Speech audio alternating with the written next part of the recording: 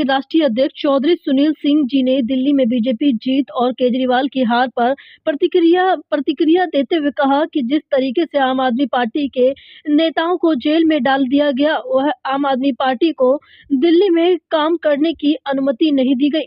LG के पास पूरी शक्ति लगाई हो। आपको पता चले सभी बड़े महत्वपूर्ण नेताओं को जेल में डाल दिया गया हो। ऐसे में कौन पार्टी जीत पाती? यही हाल अयोध्या के मिल्कीपुर उपचुनाव में हुआ। यह जीत बीजेपी की जरूर हुई है, लेकिन सच यह है कि दिल्ली का यह हार है। सिंह ने यह भी कहा कि अगर कांग्रेस और आम आदमी पार्टी ने मिलकर चुनाव लड़ा होता तो नतीजे अलग हो जाते थे। कांग्रेस और आप की विरोध पार्टी भाजपा है। दोनों ने भाजपा को सत्ता से दूर रखने के लिए लड़ाई लड़ी, लेकिन ये लड़ाई अलग अलग लड़ी गई। अगर वह साथ होते तो भाजपा हार तय थी, परिणाम कुछ और होता।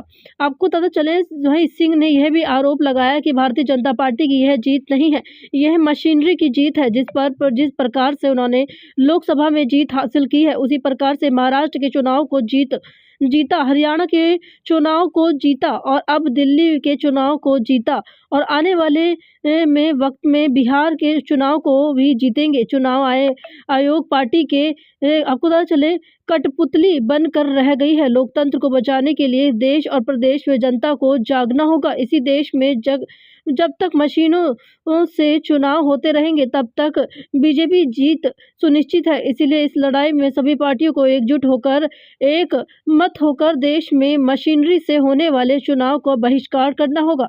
लखनऊ संवाददाता नितिन अग्रवाल की खास रिपोर्ट।